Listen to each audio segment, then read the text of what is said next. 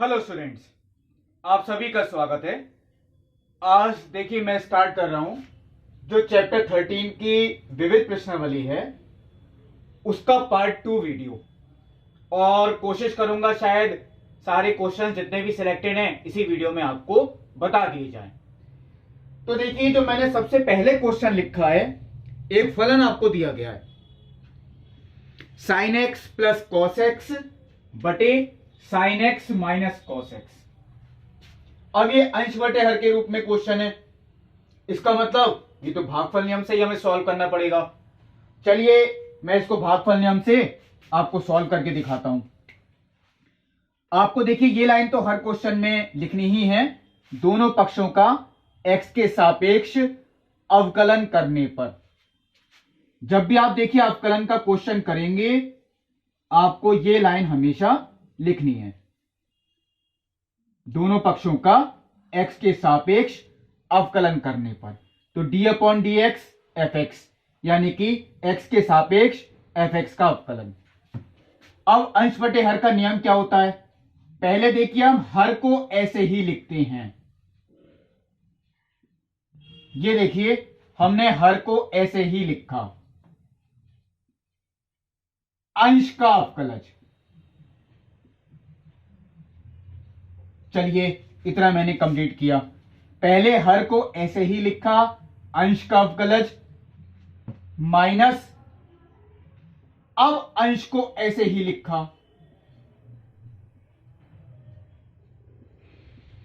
हर का अवकलज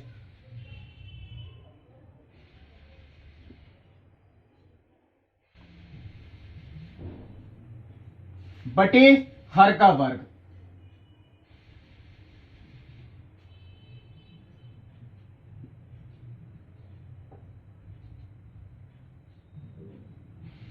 ये देखिए अंश को हर को ऐसे लिखा, अंश का अवकलज माइनस अंश को ऐसे लिखा, हर का अवकलज बटे हर का वर्ग। अब देखिए ये तो आप लोग जानते ही हैं, जब भी हम एफ एक्स का अवकलज लिखते हैं उसे एफ डैश एक्स से ही निरूपित करते हैं। केवल इसको सॉल्व करने की बात आती है तो sign x minus cos x, हमें इसका अवकलन करना है। तो साइन एक्स का क्या होता है? कॉस एक्स, और कॉस एक्स का क्या होता है? माइनस के साइन एक्स, माइनस अब इधर का करना है sine x plus cos x. इसका करते हैं तो देखिए साइन एक्स का कॉस एक्स, और कॉस एक्स का क्या होता है? माइनस के साइन एक्स, तो माइनस माइनस ये हो गया प्लस के साइन एक्स,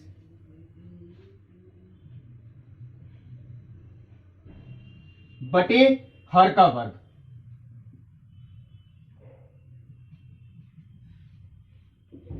चलिए ये भी कंप्लीट हुआ। अब चलिए इसको आगे सॉल्व करके देखते हैं, इसमें शायद कोई ना कोई फलन कैंसिल आउट हो। Sine x minus cos x into cos x minus sine x. अगर मैं इसमें माइनस कॉमन ले लूं तो ये cos x minus sine x ही हो गया, यानी देखिए मैंने माइनस कॉमन लिया तो ये क्या हो गया? Cos x minus sine x, और ये भी क्या है? Cos x minus sine x. तो cos x minus sine x का होल स्क्वायर, और यहां माइनस, ये दोनों सेम है तो ये क्या है? Cos x plus sine x का होल स्क्वायर बटे sine x minus cos x का होल स्क्वायर। ये देखिए कंप्लीट हुआ। अब केवल इसको थोड़ा सा सॉल्व करने की बात आती है, यानी F dash X equal to ये क्या आएगा? तो मैं देखिए एक काम इसी स्टेप में करता हूं, अगर मैं यहां ब्रैकेट आपका लगाता हूं, यानी कि इन दोनों में माइनस कॉमन लें तो ये यहां प्लस हो गया, ठीक, माइनस मैंने कॉमन ले लिया, यहां एक ब्रैकेट लगाई, अंदर प्लस हो गया।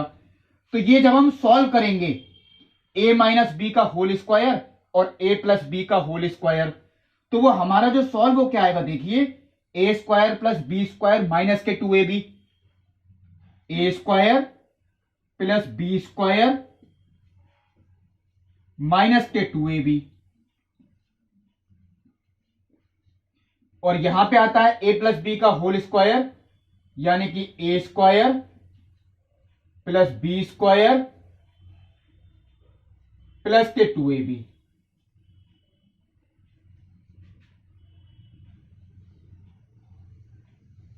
बटे हम चाहे इसे देखिए sine x minus cos x का होल स्क्वायर लिखें, चाहे cos x minus sine x का होल स्क्वायर, इससे कोई फर्क नहीं पड़ता है, क्योंकि होल स्क्वायर हमेशा पॉजिटिव ही आएगा।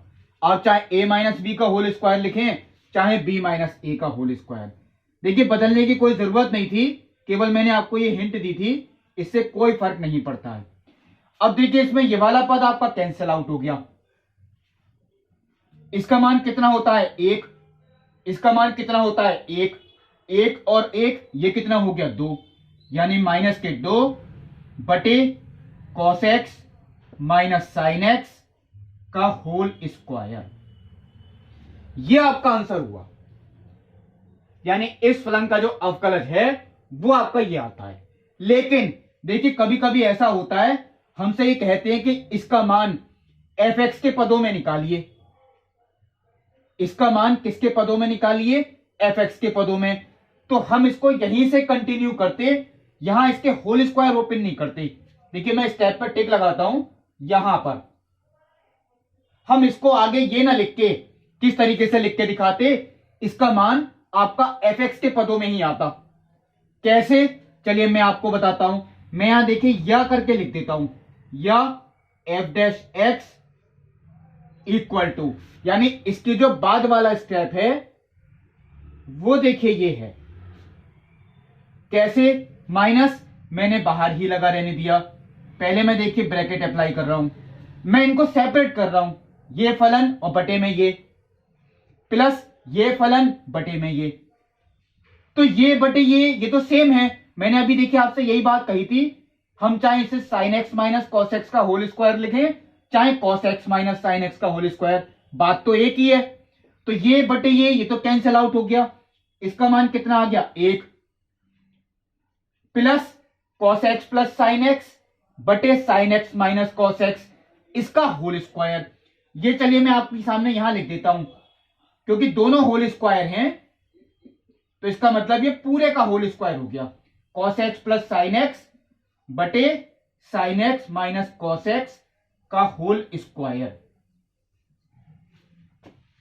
ये क्यों किया, क्योंकि देखिए ये जो फलन है पूरा वो देखिए ये है, और ये किसका मान है एफ एक्स का, यानी F dash X equal to जो हमारा आंसर आता है -1,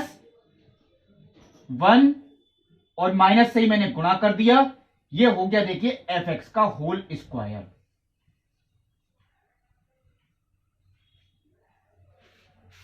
यानी F dash X equal to -1 minus F X का होल स्क्वायर। कभी कभी ऐसा होता है, आज से क्वेश्चन में इस तरह से सिद्ध करवा लेती है।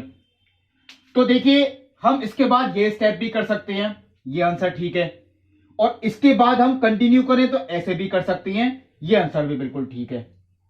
ये था देखिए क्वेश्चन नंबर 17, जो कि आपका देखिए आधारित था भागफल नियम पे।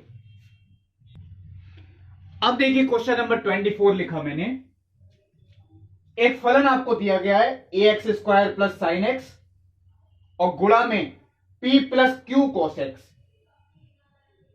इन दोनों की गुणा, इस फलन का हमें अवकलज ज्ञात करना है। तो देखिए या तो मेरे पास एक सॉल्यूशन इसका यह है कि पहले मैं इन दोनों की गुणा करूं, फिर इसमें अवकलज के सूत्र लगाऊं, तो क्या आएगा a x square into p, a x square into q cos x, तो एक्स और कॉस एक्स फिर आते हैं साथ में, फिर भी गुणनफल नियम लगेगा, और ये दोनों की गुणा होगी तो साइन एक्स और कॉस एक्स आते हैं साथ में, तब भी गुणनफल नियम लगेगा। तो गुणनफल नियम जब लगना ही है तो हम इसे स्टार्टिंग से ही अप्लाई क्यों ना करें, यानी इसे पूरे को फर्स्ट माने और इसे क्या माने सेकंड। तो आपको लाइन तो देखिए वही लिखनी है, दोनों पक्षों का एक्स के सापेक्ष अवकलज करने पर।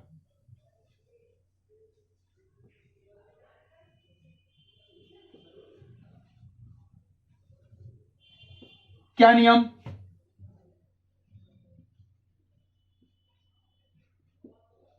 पहले फर्स्ट को ऐसे ही लिखा, सेकंड का अवकलज,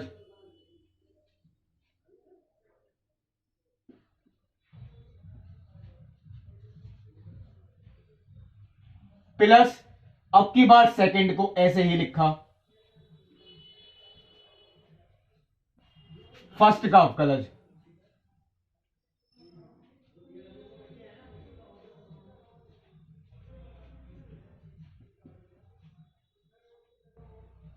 ये देखिए, फर्स्ट को लिखा सेकंड का अवकलज, सेकंड को लिखा फर्स्ट का अवकलज। अब देखिए जो एफ एक्स का अवकलज है वो तो हम लोग जानते हैं, एफ डैश एक्स से निरूपित किया जाता है। इनमें मुझे केवल सूत्र अप्लाई करने हैं, यानी कि a x square plus sine x. अब जब इसका हम अवकलज करेंगे तो केवल पी, ये केवल नियतांक है, इसका तो 0 हो गया। और ये क्यू अकेला नियतांक नहीं है, क्यू के साथ क्योंकि cos x गुणा में है तो क्यू तो ऐसे ही आएगा। cos x का क्या है? माइनस के साइन x, तो माइनस मैंने यहां लगा दिया, यानी कि ये इस तरीके से हो गया। प्लस अब मैंने इसको ऐसे ही कॉपी किया, यानी कि p plus Q cos x ए एक्स स्क्वायर। ए तो देखिए ऐसे ही लिख दिया, ये अकेला नहीं था। एक्स स्क्वायर का करेंगे तो एक्स की घात n, घात आगे आ गई, एक्स की घात 1 कम हो गई, यानी एक्स रह गया। प्लस साइन एक्स का अवकलन करें तो ये हो गया कॉस एक्स।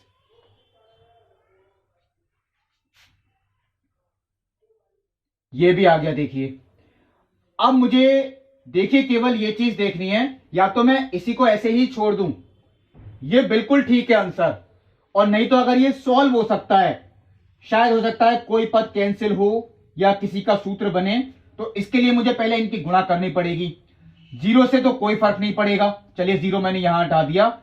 मैं पहले इसकी गुणा इससे करता हूं, तो माइनस ए क्यू, क्योंकि ये तो नियतांक है, एक्स स्क्वायर साइन एक्स, और इन दोनों की गुणा करी तो माइनस के क्यू साइन स्क्वायर एक्स। अब इन दोनों ब्रैकेटों की गुणा करते हैं तो यह आता है प्लस के 2AP x, इसकी गुणा करें तो प्लस के p cos x, इन दोनों की गुणा करें तो प्लस के 2AQ x cos x, और इन दोनों की गुणा करते हैं तो प्लस के q cos स्क्वायर x। इन दोनों ब्रैकेट्स की गुणा एक बार मैं दोबारा चेक कर लेता हूं, 2APx p cos x 2AQ x cos x q cos square x। अब देखिए हमें यही चीज देखनी है, कोई फलन कैंसिल आउट या बैलेंस वगैरह तो नहीं होते। तो सबसे पहले मैं एक फलन चेक करता हूं जिसमें x की घात 2 आती है, ऐसा शायद ये अकेला ही फलन है। देखिए ऐसा फलन शायद ये अकेला है जिसमें एक्स स्क्वायर आता है, तो ये तो चलिए हम ऐसे ही छोड़ देते हैं, माइनस के a q x square sine x. चलिए और देखते हैं आगे, जिसमें एक्स अकेला आता है, जिसमें एक्स अकेला आता है, एक तो देखिए ये वाला फलन है और एक देखिए ये वाला फलन है। तो इन दोनों में देखिए अगर मैं कॉमन लेता हूं 2ax कॉमन है, क्या कॉमन है? 2ax। तो 2ax अगर कॉमन लिया तो यहां तो बचेगा देखिए p, और यहां बचा प्लस के q cos x।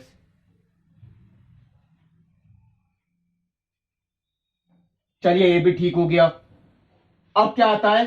अब देखिए ये वाले दोनों फलन, इन दोनों में q कॉमन, तो ब्रैकेट में क्या बचा? cos स्क्वायर एक्स माइनस के sine square x, cos square x minus के साइन स्क्वायर एक्स। ये सूत्र होता है cos स्क्वायर ए माइनस साइन स्क्वायर ए cos 2a। तो cos 2a का मतलब यानी कि cos 2x। चलिए ये भी हो गया। लास्ट में केवल ये रहता है प्लस के p cos x। ये हुआ देखिए इस फलन का अवकलज,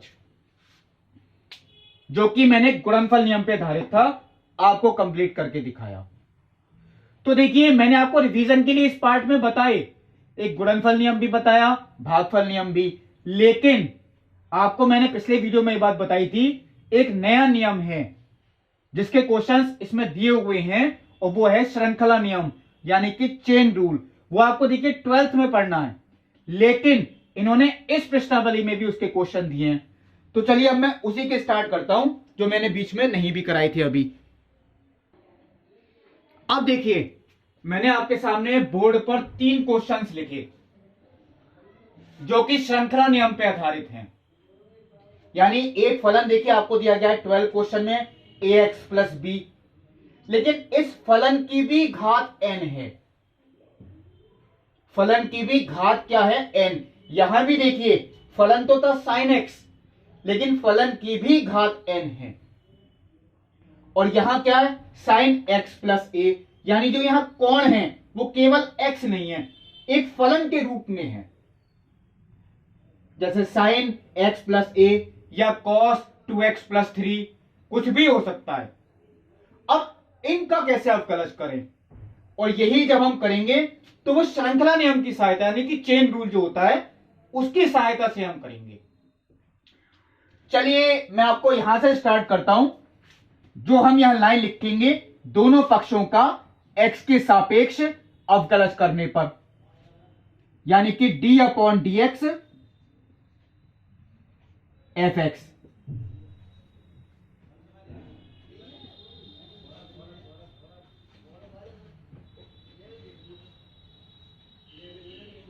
ए एक्स प्लस बी की power n।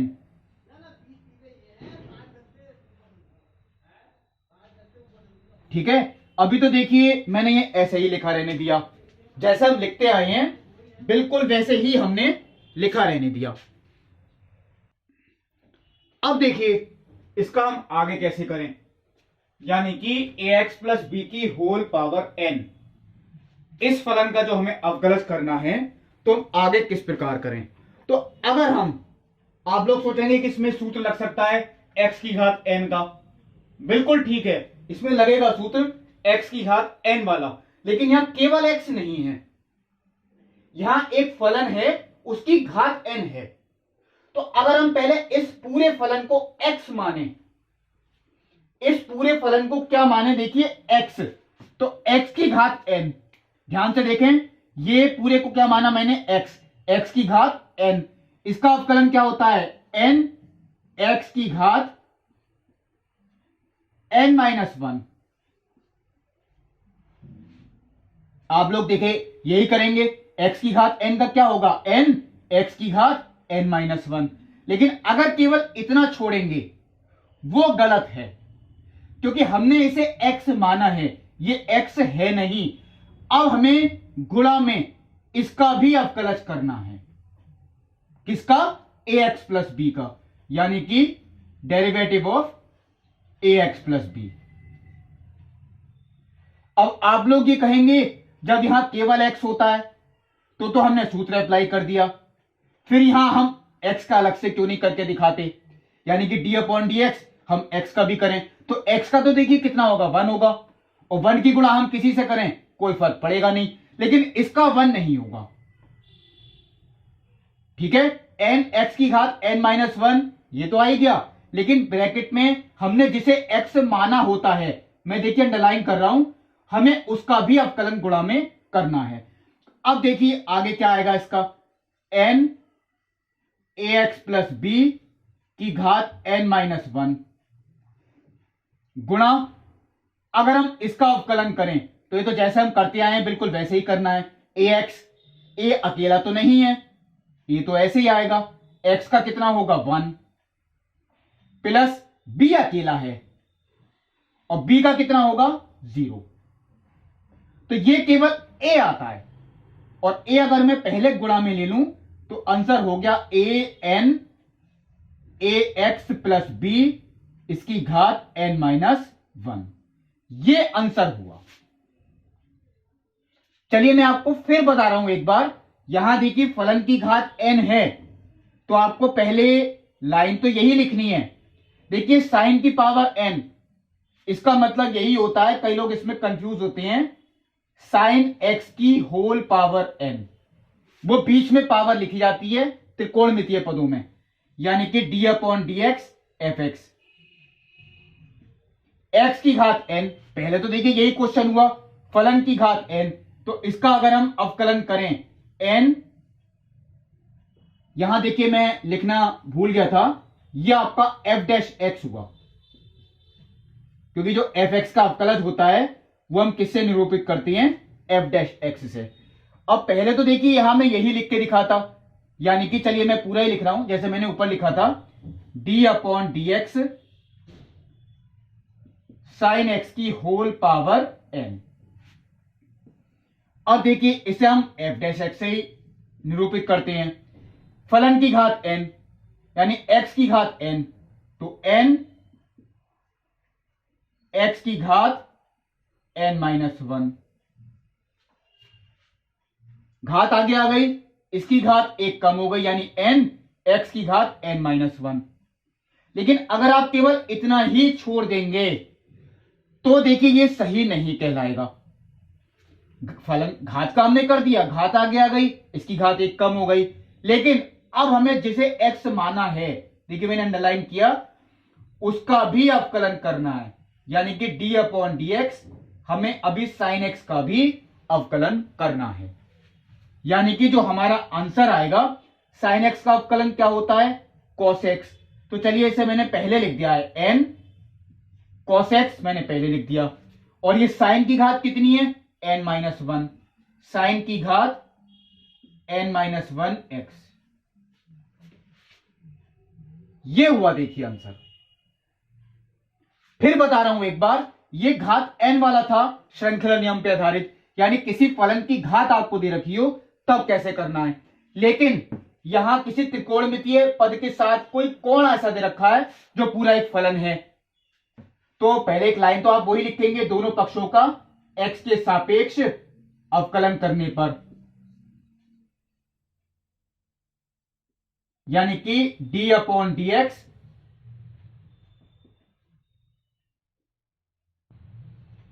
sin x plus a। ये तो आ गया देखिए f'।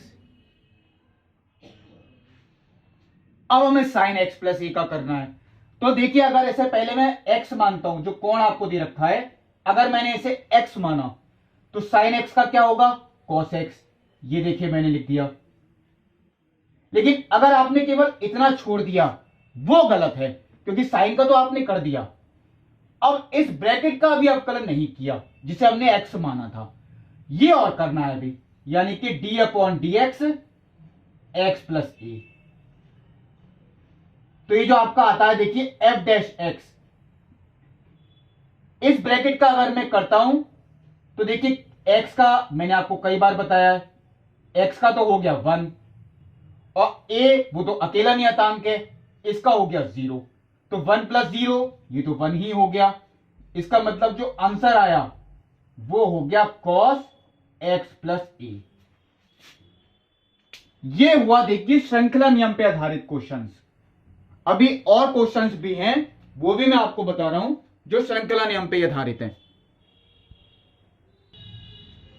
देखिए जो क्वेश्चन नंबर 13 मैंने लिखा, इसकी घात n ax प्लस b की घात n, और फिर गुणा में दूसरा फलन cx प्लस d की घात m।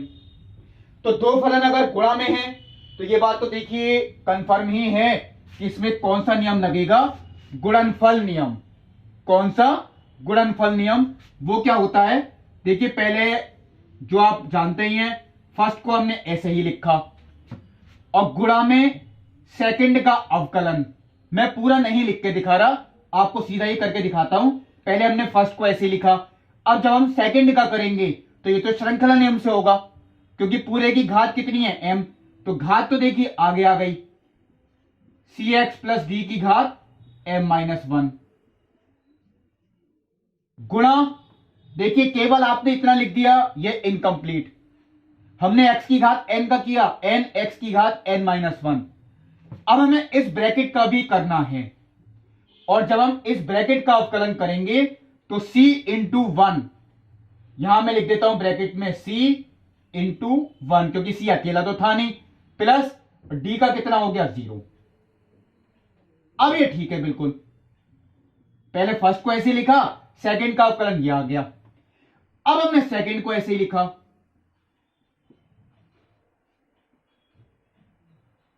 फर्स्ट का अवकलन, तो फर्स्ट का अवकलन जैसे मैंने आपको अभी करके दिखाया, पहले हमने इसकी घात का किया, यानी कि n ax प्लस बी की घात n माइनस 1 गुणा इस ब्रैकेट का करें a इंटू 1 प्लस 0, क्योंकि a देखिए अकेला तो है नहीं, यह आ गया। देखिए यह था गुणनफल नियम, और गुणनफल नियम में भी श्रृंखला नियम अप्लाई हो गया। अब देखिए अगर मैं इसको सॉल्व करता हूं, यानी कि f dash x equal to, तो आपका आता है देखिए m into c ax plus b की घात n cx प्लस d की घात m minus 1 plus n into a cx plus d की घात m ax प्लस b की घात n माइनस 1। आप इतना छोड़ सकते हैं, आंसर बिल्कुल ठीक है, इसमें कोई गलती नहीं है। और नहीं तो एक स्टेप इसमें यह भी हो सकता है, अगर मैं इसमें कॉमन लेने की बात कहूं आपसे, तो इसकी घात देखिए इन दोनों में छोटी घात हमेशा कॉमन होती है, तो ax प्लस बी की घात n माइनस 1 ये कॉमन आएगी। और इन दोनों में भी देखिए कॉमन क्या चीज है, छोटी घात, यानी cx प्लस डी की घात m माइनस 1 ये कॉमन आएगी। कॉमन लेने के बाद देखिए इन दोनों में जो मैंने कॉमन लिया, ये तो पूरा फलन ही कॉमन आ गया, इसकी घात n माइनस 1 कॉमन, तो क्या बचेगा m इंटू सी, और एक फलन आपका ये बचा, यानी कि ax प्लस बी, प्लस यहां क्या बचा n इंटू ए, ये चीज हमने कॉमन ले ली, इसकी घात m, एक फलन आपका ये बचा, यानी कि cx प्लस डी, ये आता है। देखिए तो ये था देखिए क्वेश्चन नंबर 13, जो कि गुणनफल नियम पे आधारित था, और इसमें खुद श्रृंखला नियम आपका अप्लाई हुआ। अब देखिए जो लास्ट क्वेश्चन आपको दे रखा है, क्वेश्चन नंबर 30, अंश बटे हर के रूप में भागफल नियम लगेगा, लेकिन हर में भी देखिए फलन क्या है, साइन एक्स की घात n। इसका मतलब जब हम हर का अवकलन करेंगे तब ये श्रृंखला नियम हमें लगाना पड़ेगा। तो देखिए पहले नियम आपके सामने लिखता हूं मैं। नियम क्या होता है, पहले हमने हर को ऐसे ही लिखा, अंश का अवकलन माइनस, अब अंश को ऐसे ही लिखा, हर का अवकलन बटे हर का वर्ग।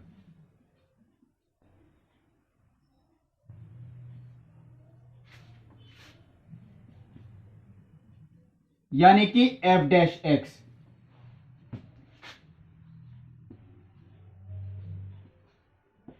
x का अवकलन 1 हो गया, माइनस अब करते हैं इसका साइन की घात n, तो यह आ गया n साइन की घात n माइनस 1, क्योंकि घात इसकी देखिए कितनी है n, घात तो आगे आ गई, साइन की घात n माइनस 1 गुणा, अब साइन एक्स का भी करना है, क्योंकि मैंने आपको थोड़ी देर पहले देखिए करके दिखाया, हमने घात का तो कर दिया, लेकिन अब हमें साइन एक्स का भी करना है।